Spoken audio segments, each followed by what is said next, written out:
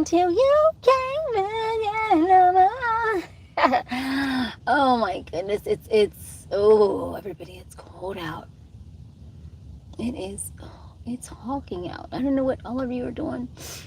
Um, everyone, it is really, really, really cold out right now. It's windy so bad. It's really woofing out there right now.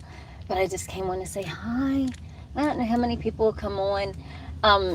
Yesterday was one of those shows where, hey, where's my mic? Where's the mic? Drop the mic. Where I was, yesterday. Let's just talk, everyone. But I wanted to show you this beautiful video that I came upon this morning. It's so heartwarming. I mean, it's something that on this freezing day, it's so cold out here right now in Pennsylvania, and it's cold. And I'm sitting here, right? Look, in the van. The van's warmed up. And hold on a second. Hold on a minute. I gotta boogie oogie oogie. I was deep in the boogie oogie oogies, everybody. Hi, honey. Let me get my glasses on. My vision's been acting up again. I don't know if it's my mascara. I don't know if it's just me. Hi, Naya. Good morning. Hi.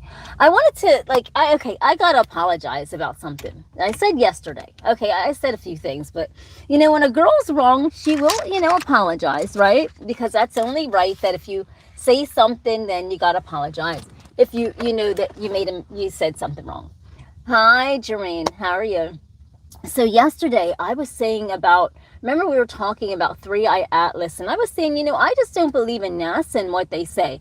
I respect NASA. NASA's wonderful. It's doing so much wonderful things for space or solar system. And I just wanted to say that because I'm a lover of space ever since I was a little girl.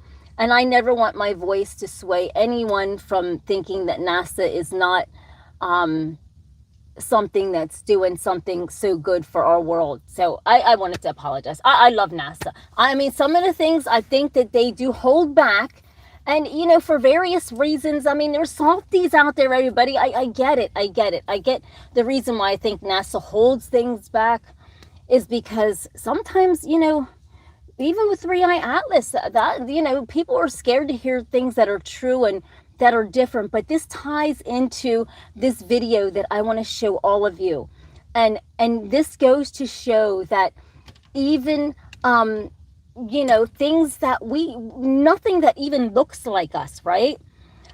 We should never be afraid of. Hi, Tap. Excuse me.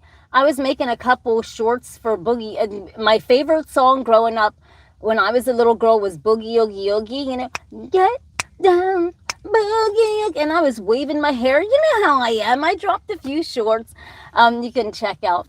But I came on to show you this heartwarming video, and it really does honestly also tie into, even this stuff with 3i Atlas. We have to have an open mind, everyone, to the possibilities of other entities out there other than us. They don't look like us, but that doesn't mean they don't have feelings, right? That doesn't mean that they don't have emotion.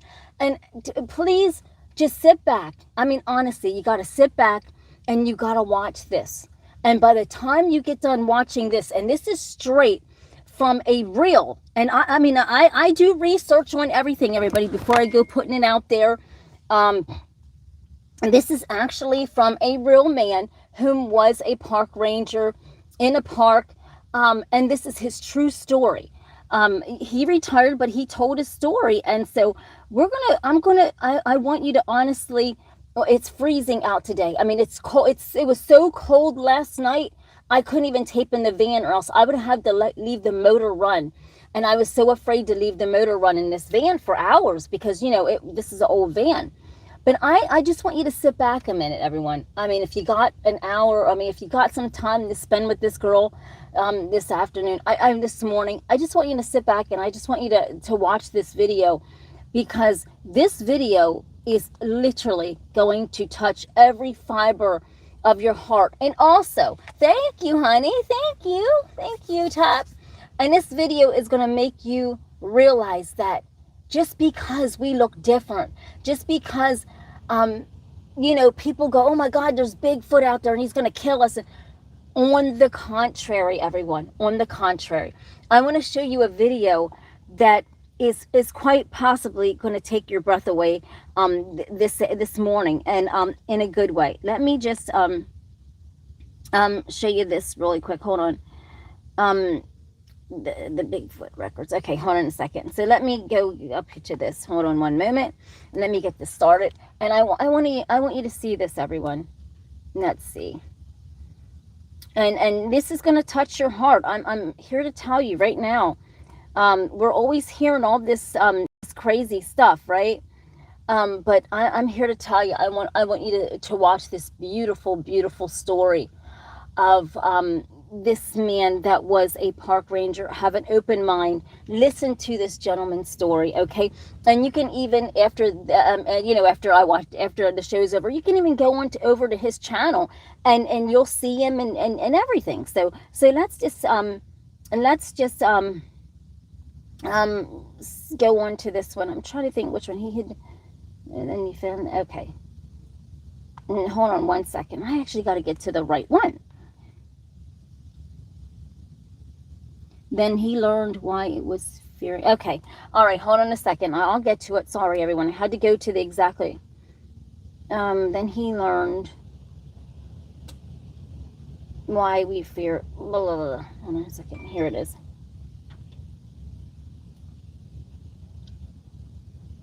No. Okay. It is here. Okay, here it is, everyone. This is so touching, and I wish more people were on this morning to watch this. I feel like I'm going to cry because this is a true story. And what he finally revealed to me about why his kind fears humans is something that will haunt me for the rest of my life. Some people might call me crazy for admitting this publicly. After nearly 4 decades of keeping this secret, I believe it's time the world knows the truth. My name is Thomas McKenna. I'm 66 years old, and I'm a retired forest ranger from the Gifford-Pinchot National Forest in Washington State. This is my story, and I need to tell it exactly as it happened, because what I learned changes everything we think we know about these creatures. The autumn of 1986 painted the forests of the Pacific Northwest in shades of amber and crimson. I was 28 years old back then, a newly appointed forest ranger, Hi, everybody. Out of the forestry program at Oregon State University, and eager to prove myself in my first real posting. I'd grown up in Portland, spending my summers camping with my father in the Cascades, developing a deep respect for nature that eventually turned into a career. The crisp October air carried the scent of pine and decomposing leaves as I made my way through the dense woodland that fateful day. It was supposed to be just another routine patrol, checking trail markers, documenting wildlife activity, the usual duties. My supervisor, a grizzled veteran named Bill Henderson, had warned me about the isolation of the job during my orientation. Out here, you're on your own most of the time, Bill had said, his weathered hands wrapped around a coffee mug in the ranger station. Radio only works in certain spots. You see something strange, you document it, but you don't go looking for trouble. These woods have been here longer than any of us, and they've got their secrets. I had nodded, thinking Bill was just being dramatic. After all, what could possibly happen? I was trained for emergencies, knew how to handle wildlife encounters, and had studied every protocol in the Ranger Handbook. I was prepared for bears, cougars, even the occasional lost hiker. What I wasn't prepared for was what happened on October 15th, 1986. It was late afternoon, around 4:30 p.m., and the sun was already beginning its descent behind the towering Douglas firs. I was investigating reports of damaged property at an old hunting cabin about 6 miles from the main trail. The cabin belonged to a local family who used it during deer season, and they'd reported finding their storage shed torn apart, food supplies scattered everywhere. As I approached the clearing where the cabin sat, I immediately noticed something was off. The destruction wasn't typical of bears. I'd seen plenty of bear damage during my training. This was different. The shed's door hadn't just been clawed open. It had been wrenched off its hinges with what must have been incredible force. let me stop really quick, everybody. This story is actually true.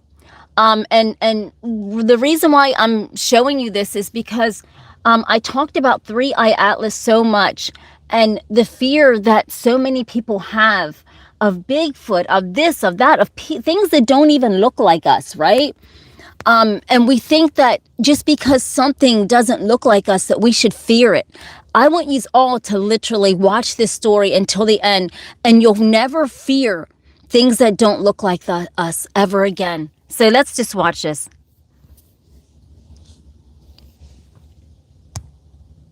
The structure caught my attention. I knelt down to examine them more closely, pulling out my measuring tape and camera. The prints were enormous, at least 17 inches long and 7 inches wide at the widest part. They were vaguely humanoid in shape, with 5 distinct toe impressions, but far too large to be human. The depth of the impressions suggested something incredibly heavy, probably weighing between 600 and 800 pounds, based on my estimates. My heart began to race. In all my training, in all the wildlife manuals I'd studied, nothing quite matched what I was seeing. Bears left claw marks. These prints showed no claws, just broad, flat impressions that looked disturbingly like oversized human feet. Hello, my name is Adam Ferrari, the Chief Executive Officer. Now, everybody, at this I look point, forward to you joining us at our next investor I'll webinar. turn this down. At this point, everyone, when you hear this story, everybody better grab a tissue, because you're gonna really cry when you hear this story. So let's get through these commercials. But this is the most touching story, and this ranger right here, I can't even imagine. I'd love to find him and sit and talk to him, and really truly just hear his story from his own mouth. But this is really his story. This is his channel, and so let's skip this and let's keep going. Documenting everything, taking photographs from multiple angles, making plaster casts of the best prints, measuring the stride length, an astounding 6 feet between steps, and sketching the scene in my field notebook. The professional part of my brain was cataloging data, but another part, a more primal part, was screaming at me to leave. The forest had grown unnaturally quiet. No bird songs, no rustling of small animals in the underbrush. Just an eerie silence that seemed to press in from all sides. I had read about this phenomenon, how animals would go silent when a major predator was near. My hand instinctively moved to the bear spray on my hip. That's when I heard it. A sound unlike anything I'd ever heard before. A low, guttural vocalization that seemed to resonate through the trees themselves. Not quite a growl, not quite a howl, but something in between. It came from somewhere deeper in the forest, maybe 100 yards away. The hair on the back of my neck stood up. Every instinct told me to run, but my training kicked in. I slowly backed toward my truck, parked on the dirt road about 50 yards from the cabin. My eyes scanned the tree line, looking for any sign of movement. My camera hung around my neck, my notepad clutched in one hand, the other hovering near my bear spray. Then I saw it. Between two massive cedar trees, partially obscured by shadow and undergrowth, stood a figure. At first, my brain tried to rationalize it as a person in a dark coat, maybe another hiker. But as my eyes adjusted and the figure shifted slightly, that rationalization crumbled. It was massive, easily 8 feet tall, maybe more, covered in dark brown hair that seemed to absorb the fading light, broad shoulders that would make an NFL linebacker look small, and it was watching me. I froze. Every wildlife safety protocol I'd ever learned suddenly seemed inadequate. This wasn't in any manual. This wasn't supposed to exist. The creature, and my mind finally accepted that's what it was, didn't move aggressively. It simply stood there, partially hidden, observing. I could make out a face, though not clearly in the shadows, dark eyes that reflected a glimmer of the remaining daylight, a sagittal crest atop its head, similar to what I'd seen in pictures of gorillas, but more pronounced. Time seemed to stop. I later couldn't say if we stood there staring at each other for 30 seconds or 3 minutes. My photographer's instinct screamed at me to raise my camera to document this impossible moment, but my hands wouldn't cooperate. They remained frozen, one clutching my notebook, the other still hovering uselessly near my bear spray. The creature made another sound, softer this time, almost inquisitive. Then, with a movement so swift and fluid it seemed impossible for something so large, it turned and disappeared into the forest. I heard the sound of heavy footfalls and breaking branches, growing fainter as whatever I'd seen moved away. I didn't remember getting into my truck. The next thing I clearly recalled was sitting behind the wheel, my hands shaking so badly I could barely get the key in the ignition.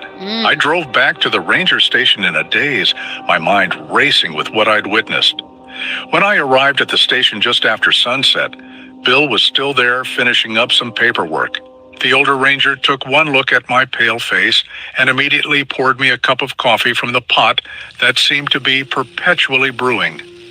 "You look like you've seen a ghost." "Kid," Bill said, settling into the chair across from me. "What happened out there?" I opened my mouth to speak, then closed it again. How could I possibly explain what I'd seen? Bill would think I was crazy, or worse, that I couldn't handle the isolation of the job. I'd be reassigned, maybe even let go. All my dreams of being a forest ranger would evaporate because I'd seen something that wasn't supposed to exist. Just had a close call with what might have been a bear, I finally said, the lie tasting bitter in my mouth. Oh, got spooked. I'm fine now. Bill studied me for a long moment, his gray eyes sharp despite his age. "That cabin damage? You documented?" "Yeah," I said, grateful for the change of subject. I pulled out my camera and notebook, took photos and measurements, made some casts of prints. They're unusual. Might be a large bear, but the prints don't quite match any bear sign I've seen before. Bill flipped through the notebook, his expression unreadable. He looked at the measurements, the sketches, the detailed notes I had made. When he got to the description of the prints, 17 inches long, humanoid shape, no claw marks, he went very still. "These measurements accurate?" Bill asked quietly. "Yes, sir." Triple-checked them. Bill closed the notebook and handed it back to me. "File your report. Document everything you saw. But Thomas," he paused, seeming to choose his words carefully, "out here in these woods, sometimes we see things that don't fit neatly into what we learned in school. Best thing to do is document it professionally and keep an open mind." There was something in Bill's tone that made me look up sharply. Watching this. The older ranger's face was carefully neutral, but his eyes held something else. Recognition, maybe. Or understanding. "Have you ever—" I started to ask, then stopped myself. Bill stood up, stretching his back with an audible crack. "I've been a ranger in these woods for 32 years, kid. I've seen a lot of things. Some of them made it into official reports. Some of them didn't." He paused at the door, his hand on the frame. "Get some rest. And Thomas, if you ever see something unusual, again, you can talk to me. Off the record." After Bill left, I sat alone in the station, staring at my notebook. The official report I'd have to file wouldn't mention what I'd really seen. It would be about property damage and unusual tracks, possibly from a large bear. But in my personal journal, locked in my desk drawer, I wrote down every detail of my encounter while it was still fresh in my mind. Hang on with me, YouTube. You gotta hear this. Its movements, the way it had watched me with what seemed like intelligence rather than animal curiosity. I sketched what I'd seen, trying to capture the shape of its face, the breadth of its shoulders, the way it had moved through the forest with impossible grace despite its size. That night, lying in my small cabin on the ranger station grounds, I couldn't sleep.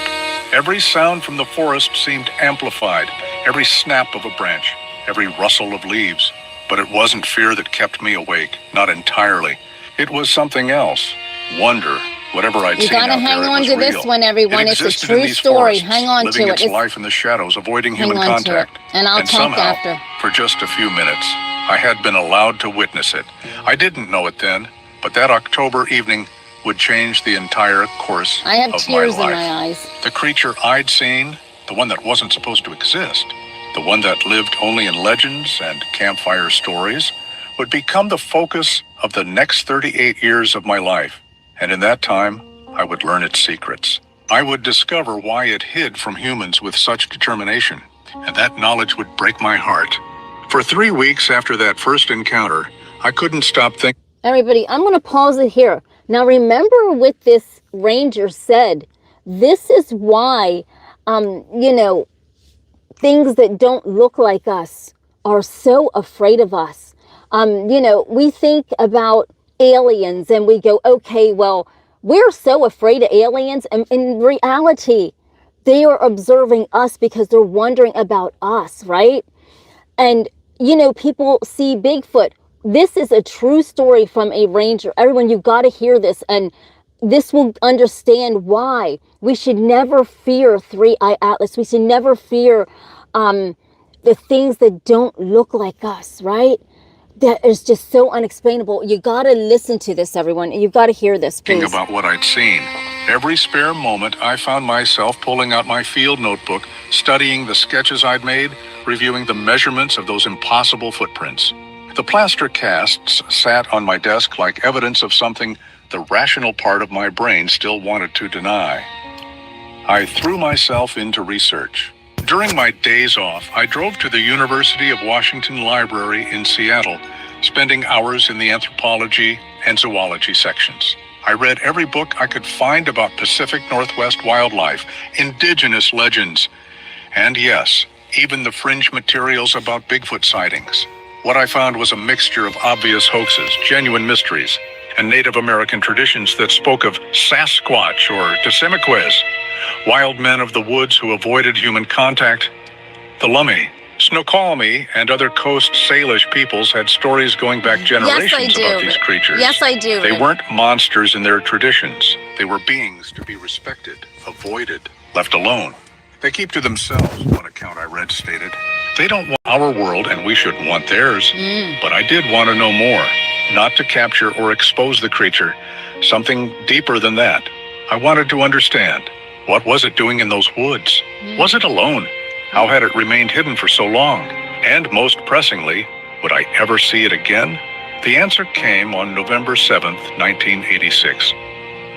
I had started varying my patrol routes to take me past that hunting cabin more frequently. Not every day. I didn't want to establish an obvious pattern that might draw questions from Bill or the other rangers. But 2 or 3 times a week, Don't forget to get your I'd find a tissue out, legitimate everybody. reason This to be in true that story. area. You're gonna, Checking on winter preparations, this is something that you have documenting not heard of pre-snow today, conditions, everybody. This is touching. monitoring for early season hunters who might be trespassing. It was a gray Friday afternoon, the kind of day where the clouds hung so low they seemed to tangle in the treetops. A light drizzle had been falling since morning, turning the forest floor into a carpet of wet leaves, that muffled sound. I was about half a mile from the cabin, documenting some elk tracks, Hang on with when I me, heard the everyone. sound again. This is touching, that same very, very low, touching, everyone. You gotta resonant hear this. vocalization that had frozen my blood Something 3 weeks different earlier. today. But this time, I didn't But run. it My heart ties into hammered in my 3i chest. Atlas, and I'll tell you Adrenaline how. flooded my system, but I stayed put. Slowly, carefully, I straightened up from where I'd been crouching. My hand went to the bear spray on my belt, but I didn't draw it. Instead, I just stood there, waiting. The sound came again, closer this time, maybe 50 yards away from a dense thicket of young firs and blackberry bushes. I could hear something large moving through the undergrowth, breaking branches, causing the wet foliage to rustle. I'm not going to hurt you, I said aloud, my voice sounding strange in the quiet forest. I felt ridiculous talking to what might be the wind or a bear, but something in my gut told me to try. I'm just here doing my job. I'm not a threat. The movement stopped. The forest went silent except for the soft patter of rain on leaves. Then, slowly the branches parted, and there it was again. In the gray daylight, even filtered through rain and mist, I could see it much more clearly than during that first twilight encounter. The creature stood at the edge of the thicket, about 40 yards away. Partially concealed, but clearly visible. It was every bit as massive as I remembered. I'm gonna Probably cry, 8.5 feet tall, with shoulders that must have been 4 feet everybody. across. Its body was covered in dark brown hair, longer around the shoulders and head, shorter on the arms and chest. The face was both human and not human. A broad, flat nose, a heavy brow ridge, lips that were more pronounced than a gorilla's, but less than a human's. And the eyes, dark, intelligent eyes that watched me with what I can only describe as cautious curiosity. We stood there in the rain regarding each other. I noticed details I'd missed in the panic of the first encounter. Everyone, so you don't the want to get creature's off. hands were enormous, with thick fingers and what looked like fingernails rather than claws. Its feet, partially visible in the undergrowth, matched the prints I'd cast. Broad, flat, surprisingly human-like in structure.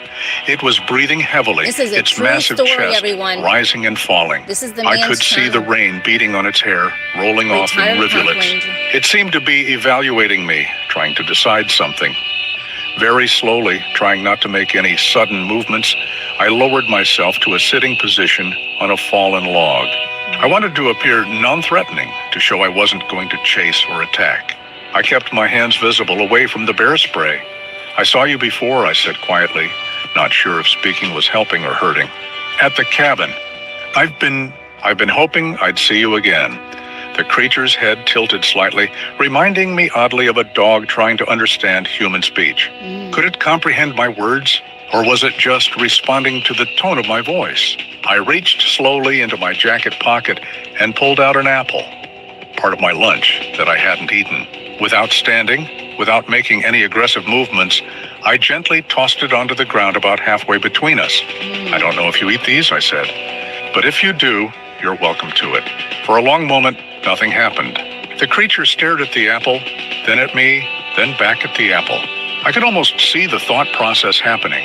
Was this a trick? Have A an trap? open What mind, did this and this strange is a human true want? story. Then, with movements that were surprisingly graceful for something so large, it moved forward. Not all the way to the apple. It stopped about 10 feet from it. Then it did something I never expected. It vocalized again, but differently this time. Not the low resonant sound from before, but a series of shorter sounds, almost like clicks or soft grunts.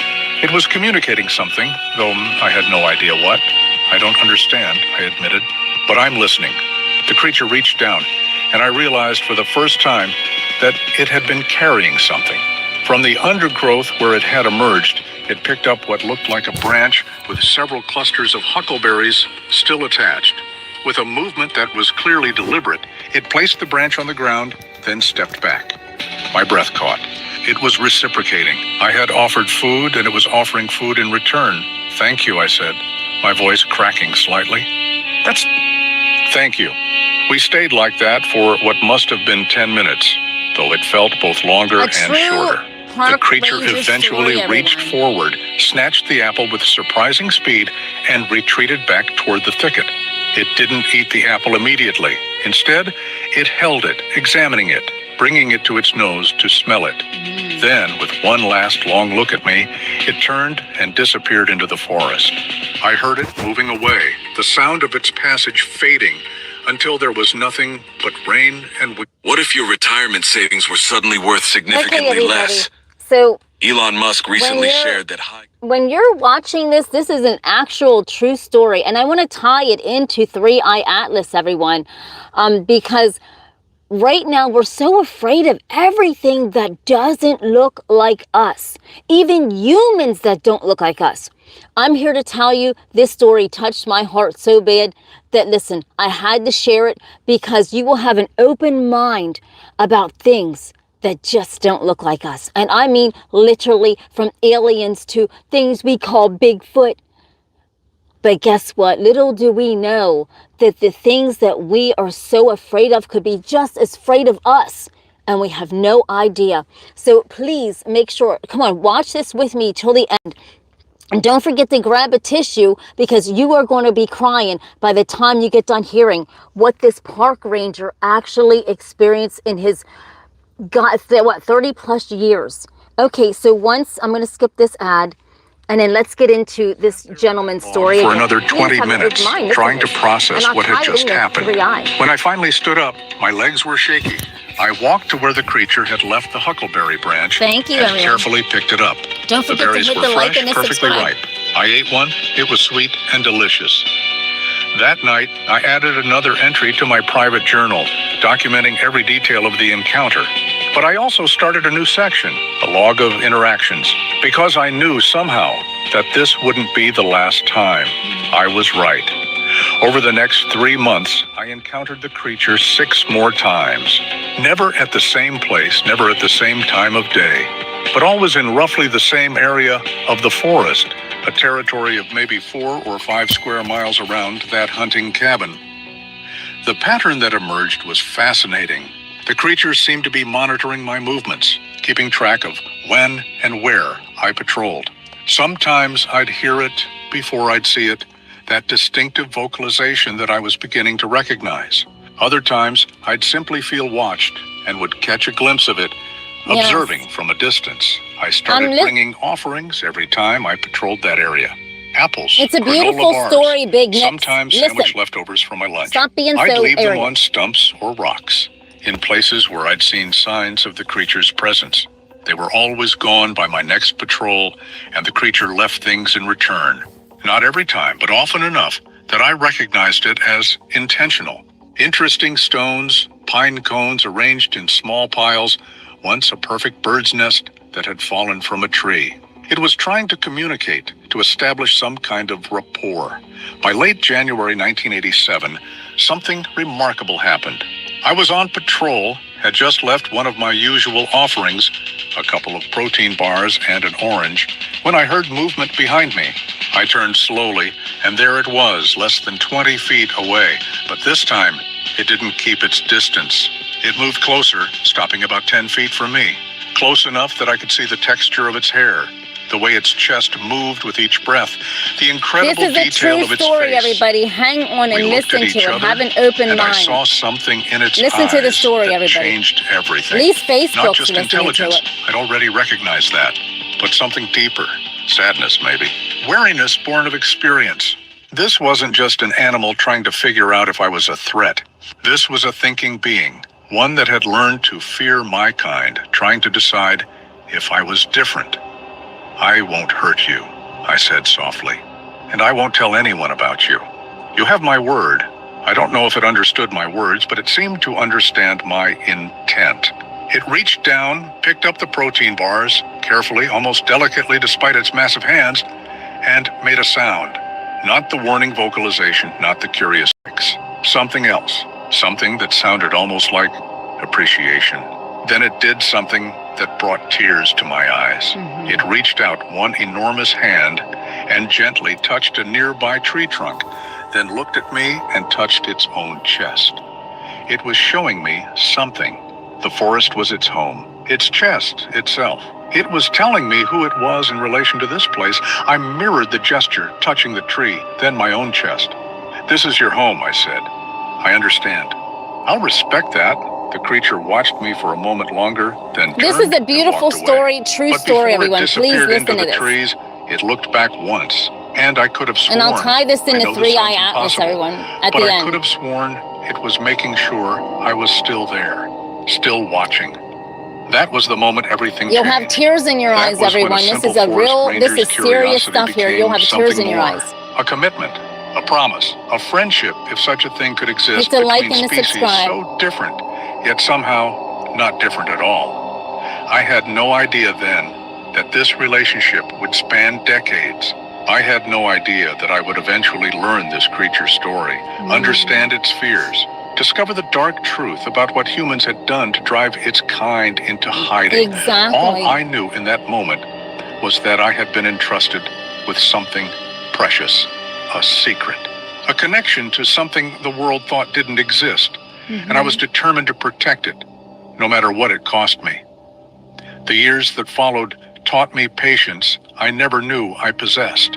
Building trust with a creature that had every reason to fear humans wasn't a matter This is of not weeks a, this or is a months. true story. It was Uncle, years get of out of here. consistent, This is a true careful story. interaction. This isn't By AI, the spring everyone. of This is an actual 1987, true I had story. You can go to his established a channel routine. afterward. I don't 3 care. times a week. This is actually a I'd true make story. my way to what I'd begun thinking of as our Have an territory, open mind, which that some of you actually 5-square-mile don't. area of forest where the creature seemed You have to live. have an open mind. I'd This is bring the food, actual true always story, varied, everyone. It's fresh fruit, yes, it is a vegetables, true nuts, story. sometimes I will dried give you the meats or person's fish. link. You I can learned see the through man. trial and It's a error true. what It's a it true preferred. story. He's an Apples were older always a gentleman hit. now. Berries It's a of any true kind. story, It everyone. seemed to And I'll tell especially you why I'm enjoy sharing salmon. this. Not surprising, This with given you. we were in the Pacific Northwest.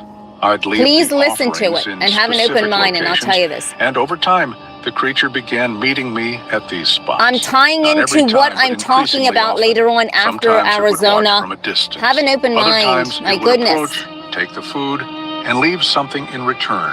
Always these small gifts, Oh my interesting God. rocks, shells from the river, Once a perfect set of deer Listen to antlers, this beautiful story and stop beating me over the head, okay? Came in June of that year. I had arrived at one of our usual meeting spots, a small clearing near a creek that ran through the forest. I'd brought a bag full of apples, some carrots, Can't you calm and a down large for salmon 5 minutes? I'd caught that morning in the Columbia River. I was arranging the food on a flat rock when I heard the now familiar sound of heavy footfalls. Approaching, the creature emerged from the tree line, but this time it wasn't alone. My heart nearly stopped. Behind the large male I'd been meeting with, I'd determined it was male based on its size and build, was a smaller figure, still large by human standards, maybe 7 feet tall with slightly reddish-brown fur instead of dark brown. It hung back, partially hidden behind the larger creature, watching me with obvious nervousness. We're not minding your You business. brought someone, I said softly, keeping my voice calm despite my racing pulse.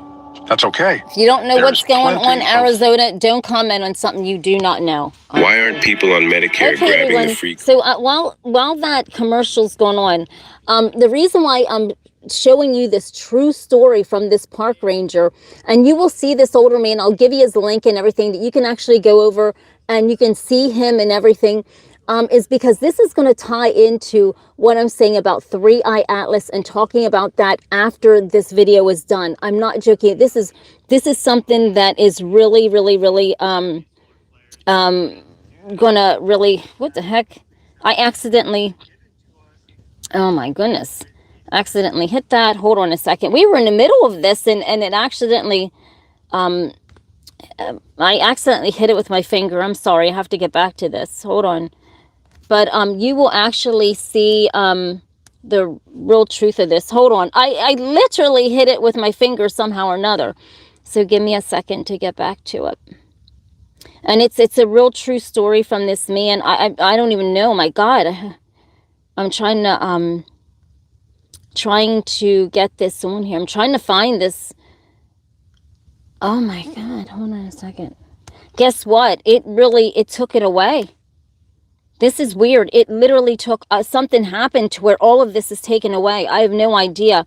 In the middle of this story, this just got taken away. That's weird. This is bizarre because it's such a real true story. And this just literally got taken away. Hold on a second. Let me see if I can go back and get this. This is a true story. And let me see. It's taken off there. It's not even on here right now. I have no idea where this is at. I can't even find the one that we were just watching. It was weird. It just let me look on here. It's such a beautiful story and it's so true. And I guess when story 4 years then he learned why. Okay, so anyhow, the man that done this, this was a real true park ranger, everyone, of so many years, and he, patrolling the woods and everything, he learned that this was a family of honest to God Bigfoot, and he saw this and it scared him. But he never told anyone because he didn't want anyone to hurt them. And if we think that there's not things out there in this world that that are not like us, but are curious and afraid of us, you really got to hear this story. It's to the end. It'll make you want to cry. But so he learned to trust this park ranger over the years, and what he told the park ranger through different signals and everything is that his family got killed. His family got killed by humans, and it's a shame. We don't understand things and or nothing. We just go on, and we want to kill everything that doesn't look like us.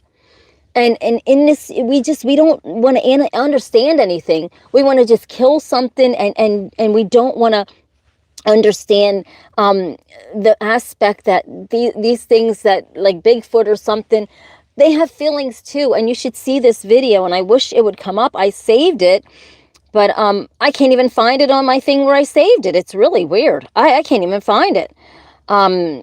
Let me see. This is craziness. We were just watching it, and out of nowhere, This whole video just goes down, and I cannot find this. But this is really true. This is really real. It's a real story from a man that it was an actual park ranger, and the story would bring you to your knees. And the thing with three-eye atlas is we're so afraid of everything. We're so afraid of the unknown. Instead of going, okay, let's look and see what's in the unknown, right?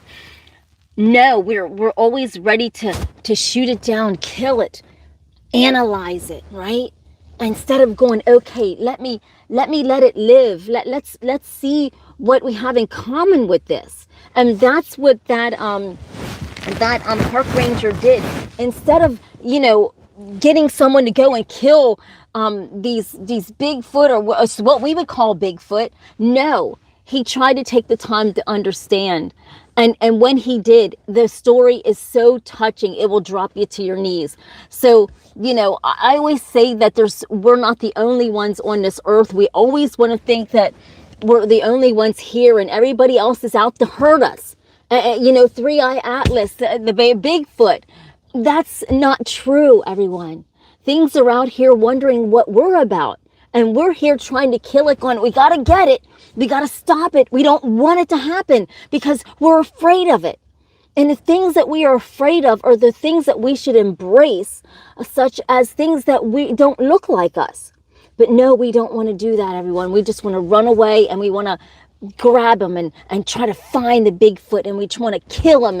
And that's simply not what we should do, Okay, yeah. That's not true, Glenn. Sorry. I'm not even entertaining it. But so we always think of stuff. Why are we as humans always so judgmental? We're even judgmental against one another. We hate one another anymore. We don't care to sit and listen to anything and have an open mind. No, we'd rather put everything down, and it's just, we can't. How are we going to live like this if we keep putting one another down and not having an open mind when we come on others' channels, right? Hi, Stuart. Exactly. And it's really sad. It's like, the greed of humanity, everyone. And we're chasing Bigfoot and killing Bigfoot. Little do we know, if you hear this guy's story, this is sad, everyone. This will make you cry. That's how insane this story is. But no, we're always wanting to just, let's go get Bigfoot and kill him. And little do we know, it's really, really sad. It's really, really sad. And so when we go and we continue to live like this, do you realize we are gonna, as this society and as our world, do you realize we're gonna die like this, everyone? If we keep going at the rate of what we are doing now and not having an open mind about different civilization out there, do you realize we're going to die by this goddamn sword? We are going to literally die by the stupidity sword of life. And I'm serious. We're going to die by the stupidity and shamefulness of what we're doing to one another, what we're doing to humanity, what we're doing to animals, what we're doing to things that don't even look like us. We're doing too much crazy stuff, everyone, and we're not taking time to observe and analyze like they are doing to us. Three-eye atlas, they're observing and trying to learn us. And we're so afraid of the clicking and the back drop of the noise that came back. And instead let's hide it in the archives and hide it in the files, and we don't want anybody, and we don't want this out. That we got to click back, And we're going to literally just be our own downfall. We don't even have to wait for God to come. I'm here to tell you right now, let me take you to church real quick and just take you back and sit you down in the vegan. We don't even have to wait for God to come, because we as humans are killing our own selves. We're killing our own selves at the rate of insanity level here. And we don't care. We don't care to listen. We don't care to listen. This is why society is so fucked up. We don't want to listen to nothing. We don't want to learn anything. We wonder why. everything is happening the way it is. Do you realize Elon Musk goddamn robots are more interesting to observe in my eyes than some humans are? Because humanity is so stupid anymore. We fail to listen to anything. It's so sad. We fail to listen to anything. We fail to listen to anything. And we're always coming on people's pages, beating them up, not knowing what the storyline is, not knowing what anything is. And that's because that requires to sit and listen, right? I mean, it requires you when you come in the van to sit and listen, whether it's a story, whether it's whatever. It requires you to sit and listen, which you're not used to. You're used to other channels it doesn't require you much. It doesn't require you to use a goddamn brain cell. When you come on this channel, I require you to use a brain cell because have an open mind, right? Seriously, have an open mind to life instead of always acting stupid. And you wonder why things are happening in one's life. We don't care to learn. We care to act stupid. We care to talk stupid. We care to not share knowledge. Knowledge is power. And right now we ain't got no power. Because when you hear a lot of your comments, they're so disgraceful that it's despicable how you act. And if you're coming on this channel and acting the way you do, I can't even imagine. Like I can't imagine how you're holding up, because you're failing to listen and learn. And I can't. It's only so from now on, when I have something that I want everyone to hear, you have to be a member. It's for members only. When I talk about 3i Atlas, it's for members only, because that's the people that are going to get shit, right? I mean, because a lot of you there's something wrong here with this society, right? And there's something. Yeah, exactly. Just laugh out loud, the desperation, anything to exactly, I guess. I mean, you're not talking about me, because I do work, and I do work here too, and I do work at a serious job. But the knowledge that is lacking in our United States, it's so bad. And we wonder why Amazon and all these big companies are laying people off in groves and going to robots and AI. If you sit and look at half of these comments, it's beyond stupidity. I mean, I am not it's beyond stupidity. And it's disgraceful, and how stupid, I mean, some people really honestly are. And it's really, really sad. And it's like, we're living in dark times. We're living in dark times. Because when we sit and fail to listen, instead of always running our mouths, we fail to sit and listen with an open mind. I don't think anybody can do that anymore, because we're so busy just criticizing people, not listening to the full story. We go on people's pages and don't have an open mind to what they're doing. I can't comprehend how bad. I mean, I'm sitting back and I'm thinking, no, is it really this bad? Are people really this bad off? And then I go, yes. I read the comments and they're so ignorant, and it's stupidity. It's like, and it's not all of you. I'm just saying, no one has an open mind to the reality of various things in our world that's going on. And I can't deal. It's sad, everyone. How comes you cannot? Exactly.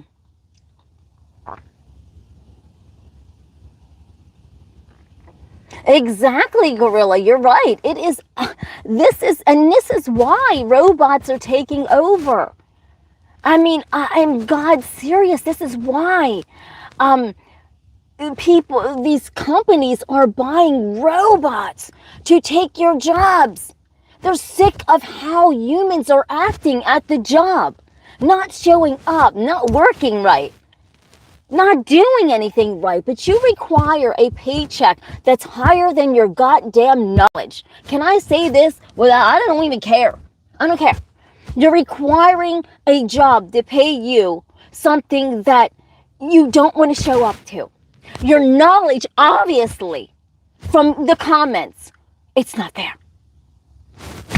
You can't make this stuff up. I mean, to come on here, I love YouTube. I love my channel, and some people that come on, it's so sad. I feel sorry for some people. I really do, because their knowledge is so null and so dull and so lack thereof that you can't even sit and watch a damn video because you're so ramped up like that, right?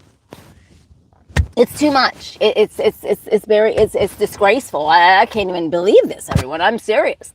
I honest to God cannot believe the lack of disrespect of so many people, the lack of ignorance, the lack of knowledge, the lack of not even wanting to learn anything different. No, it's only for members only, because of the real stuff. Listen, I'll talk to all of you, but the real stuff, I will definitely use that for members only, because a lot of you just, you're not at it, and I get it. I understand. It's sad. It's really sad. I hate to say it. Exactly, Stuart. It's beyond jealousy. Yes. And Jimmy, I mean, can you imagine, everyone? So think about this, everyone.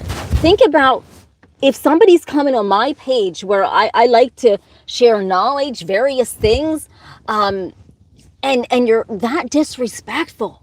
Now, can you imagine the young kids growing up these days, the lack of disrespect they're going to have for anyone? I can't comprehend this. I really can't comprehend this. I mean, you can't teach people anything anymore, because people right now are unteachable unless they have a mind that's willing to be teachable.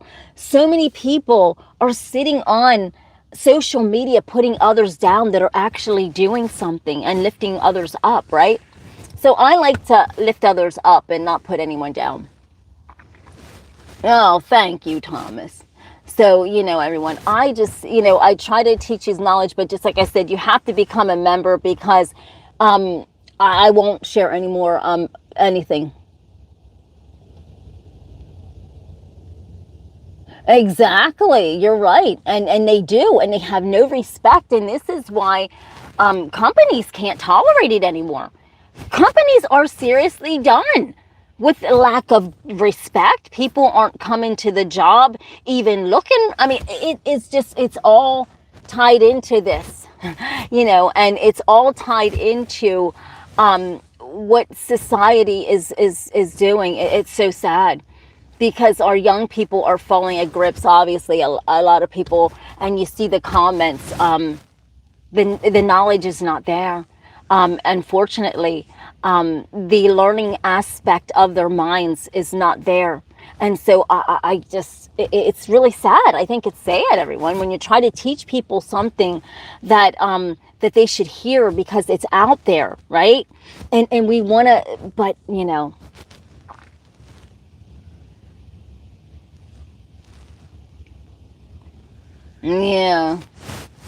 And everybody has the right to believe what they want to believe. But, just like I said, I will, when I'm sharing of importance, I will only share it with members only, because those are the people that are going to get what I am saying, because it's just too much to just share it out there, because social media has a certain pod, right? A little puddle of people that are so lost in unreality, but they're in reality. Do you get it, everyone? They're so, it's so sad. I mean, oh my God, no, it's unbelievable.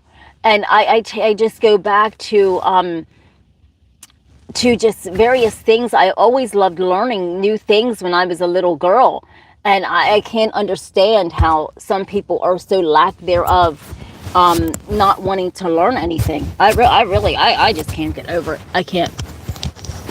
Well, it's going to have to start at people learning and people wanting at home. I mean, how society can't raise your kids. You got to raise your own kids, and you got to teach your own kids right from wrong.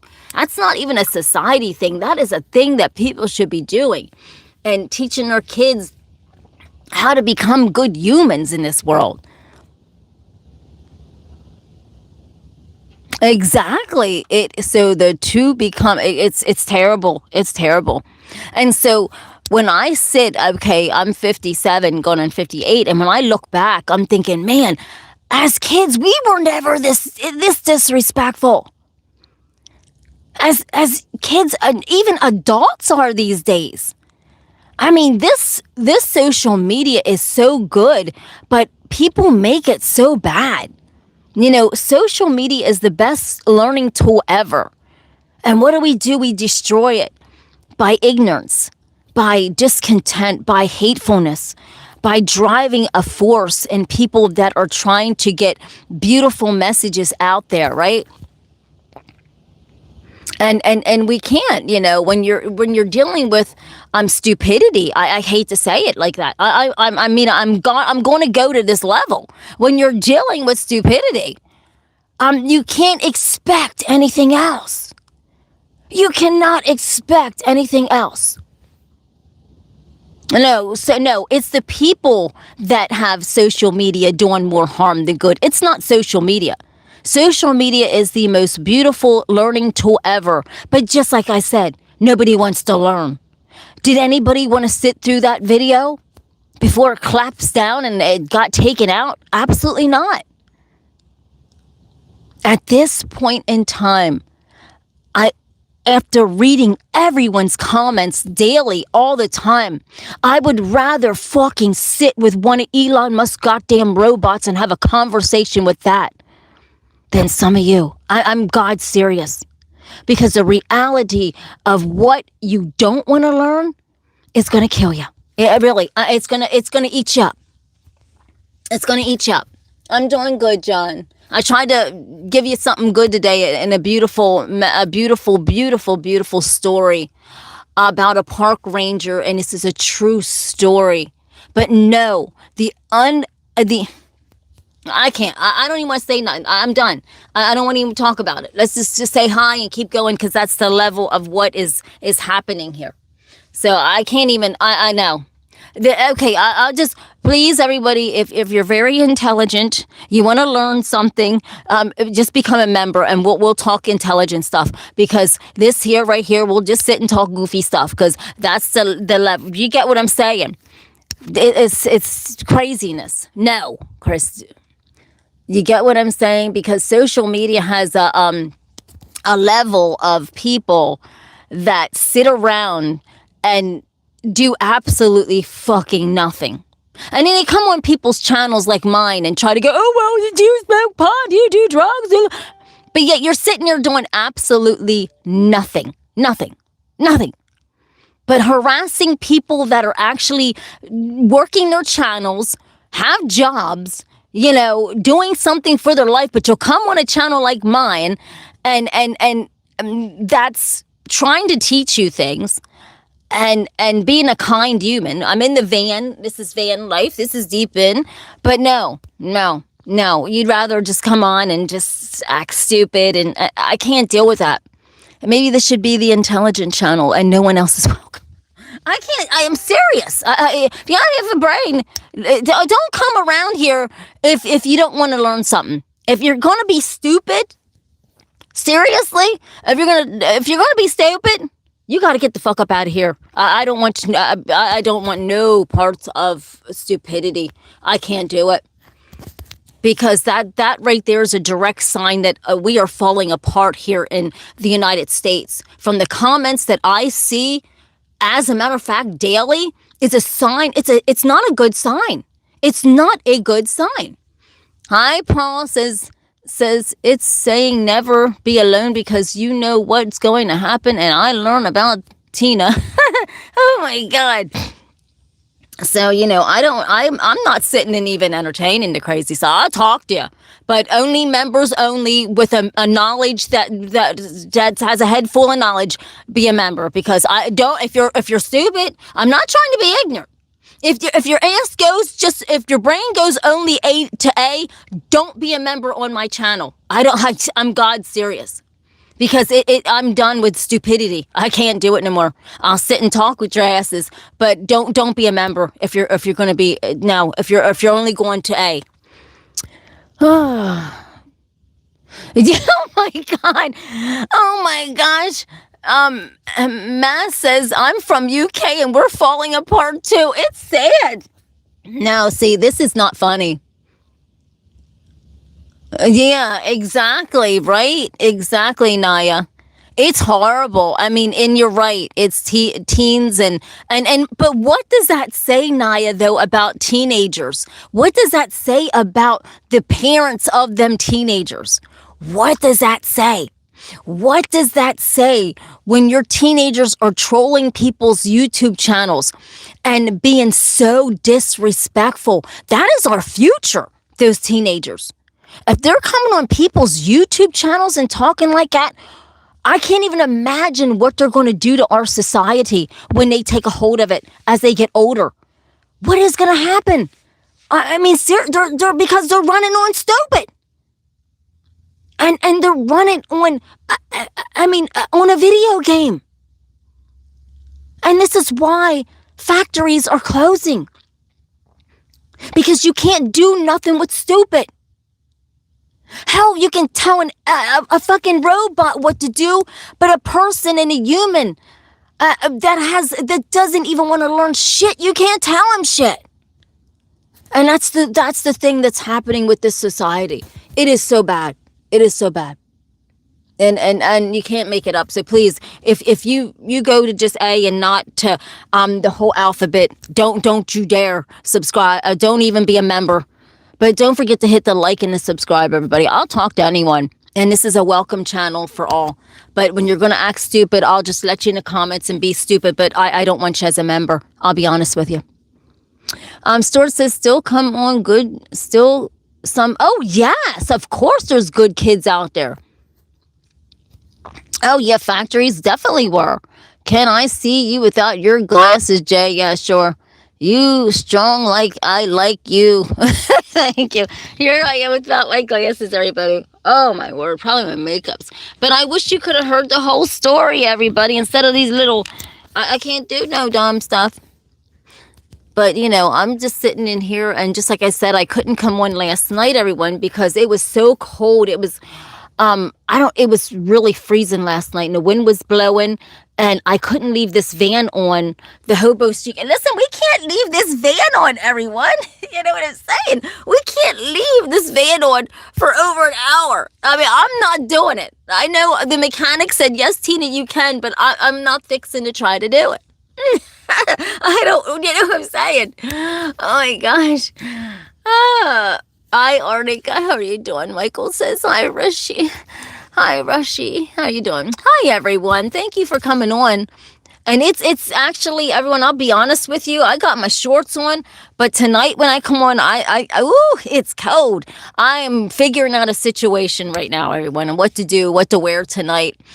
Because, you know, I am fundraising with my shorts on, but I'm so damn cold right now, I can't even talk about that. And so fired up because you didn't want to hear the truth about a video that's so beautiful and so amazing and so real, right?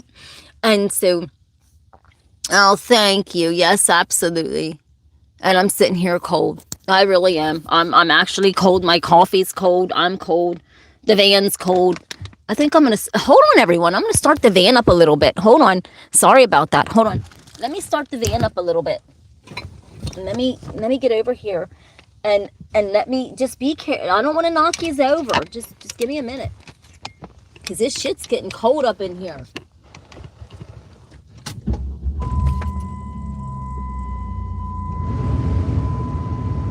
Oh, man. Ooh, this is really... Nah, it's biting. I felt hard back in there. Everybody, No, I don't know how, I mean... Oh, yeah. Do you like this short set today, everyone? This is beautiful, right? Do a little pose in everyone for you, right? Take the glasses, let me do a little pose. Oh, my Tina, don't. Oh, my God. Let me warm up first. I am so cold. I can't help it. I'm cold. Let me grab the mic. I still have no curtains up at the windows yet, everyone. Ooh, I just can't put it. Everything keeps falling down on me. I mean, look at this. My lighting's still down. I still, oh, but guess what I did do, everyone? Guess what I got an idea for something. Look at this. And you know what that is? Hold on a second. I'll show you. Hold on a second. Okay, I had to sit down hard. I sat down really hard. Hold on a second. I'm gonna open this box up. Show you what's inside. Hold on. Ooh, as I'm sitting here freezing. So. Okay, Tina, open it up. Voila! I got this toolbox a while ago to put some tools in for the van. Well, remember when I had Smokey, everybody? Who remembers Smokey? You're old school to the channel if you remember Smokey. But I got this, I never put tools in it, but guess what? It was perfect for the paints. Remember the paints were like falling all over the place and I couldn't get a grip with the paints. So look at this, I put the paints in, the main colors. The other colors are down there. And guess what? Listen, hey, we can pop out a piece of art, I guess, really quick. Should we pop out a piece of art to end this show? Come on now, I've been here over an hour. I think we can pop out just one piece of art. I think we can. I hope we can. Don't forget to hit the like and the subscribe, everyone. Thank you so much. Thank you kindly. Let me sit this here. Oh, wow. Okay, I sat it on the ladybug donation jar.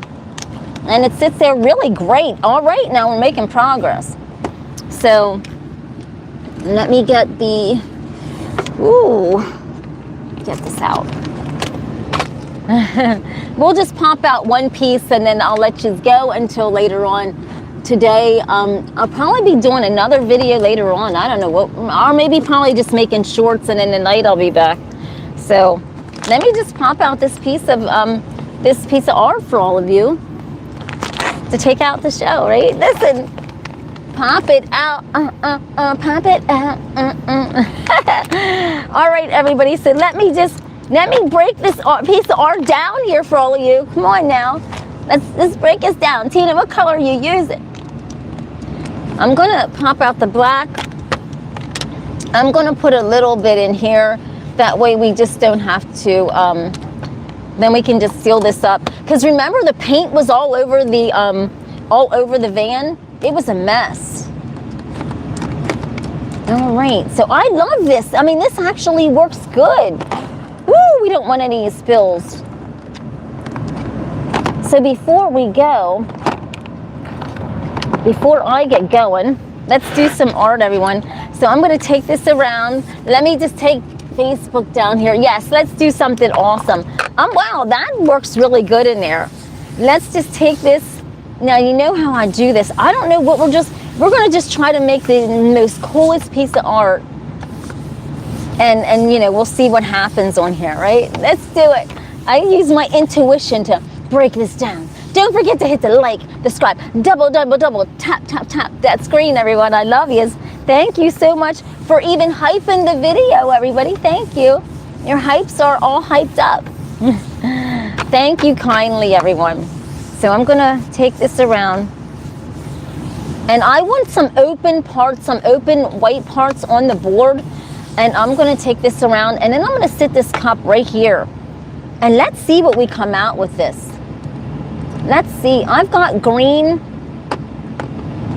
I'm gonna start out with some orange, everyone. Let's start out, or do you want to, let's start out with some red. How about that? Let's just take red to the next level. Let's start out with some red. And I hope, ooh, great, that sits right down in there. Damn, we're doing good now. We got the setup here. I'm gonna take my trusted flail brush, and I don't know what is gonna happen here. And I'm 57, thank you. And I'm gonna take my flail brush, and we're just gonna take it down, and whatever my intuition pops out is what happens, everyone. Because I always do you know, the cosmic swivel with my intuition. We're going to find something in this art. The girl is, you know, always trying to do something, right? And so something will pop up out of this, who knows. Let's take another color. I always try to get different colors in the mix of it. So we'll use that color. And how about if we use like gray with that, right? Let's use some gray. Oh, red and orange. Okay, yeah. Let's do some red and orange. Thank you for that, Breezy. Thank you. All right, so here's some orange, everyone. We're gonna break it down in the van. So, and no paint spilling so far, thank God. We got this under control. Let me pull up my sleeves here really quick.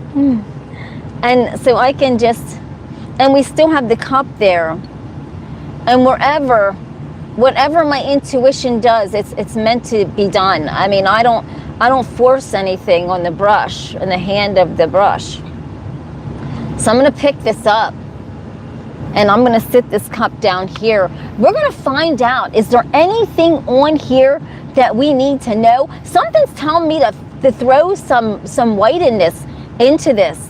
There's something going on in this painting that we need to throw some white in here.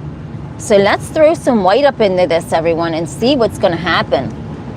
Because, you know, when my intuition rolls, it rolls hard, and it does paintings really, really quickly. Sorry, Facebook's like, we can't see it right away. You will. Hold on a second.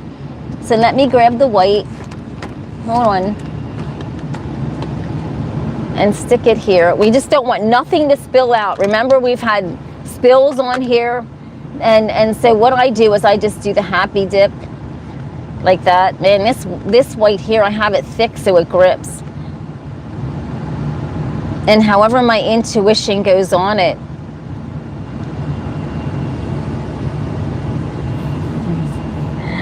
Oh my God. I don't know what we're going to see, everybody. Let's see what's going on with this.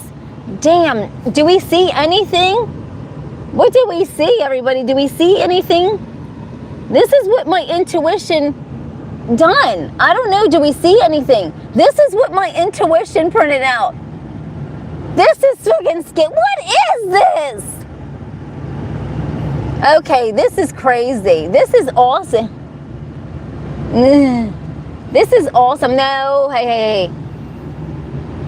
I want a river at the bottom. Do you think I should add some blue, everybody? What should I do? What should I do? Should I add some blue? Let's put a little blue down in there, right? Like down in there. Let's just do it. Because you know I love my art. Let's do this. Okay, all right, Queen. I'm gonna add some blue. Hold on to it. Hang on to it, girl. I'm gonna add the blue. Let's add the infamous blue that spilled all over the place. We don't want that damn thing popping, because that thing, ugh. So I'm gonna take this little brush here. I'm gonna take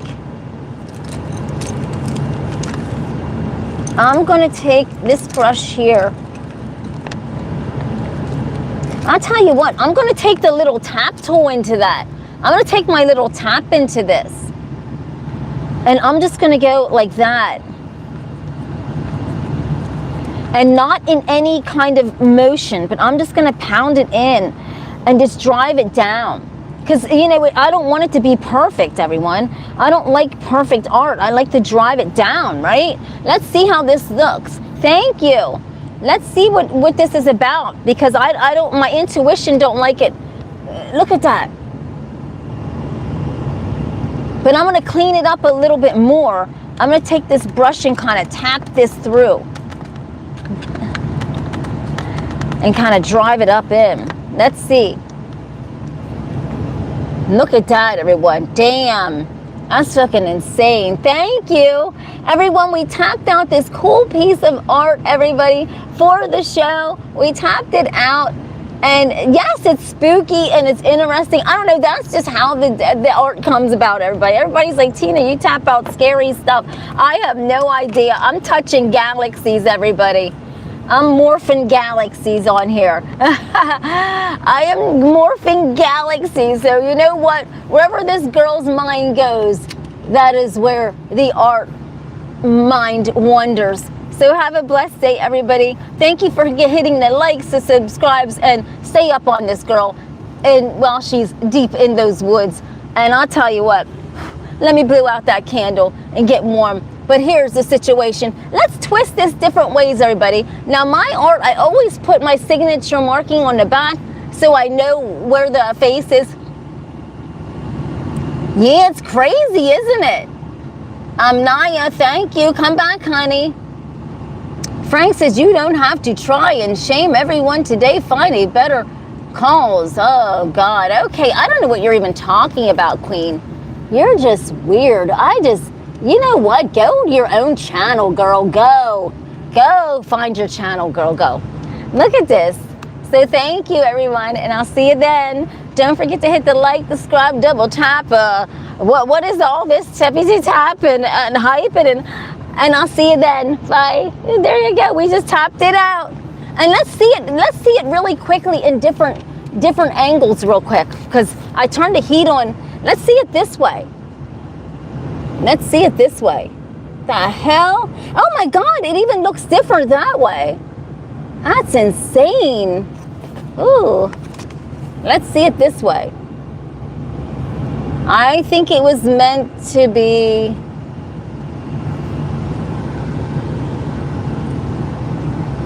This way. Thank you, Stuart. Thank you, everybody. And I'll see you on the next one. Thank you. Let's sit this here.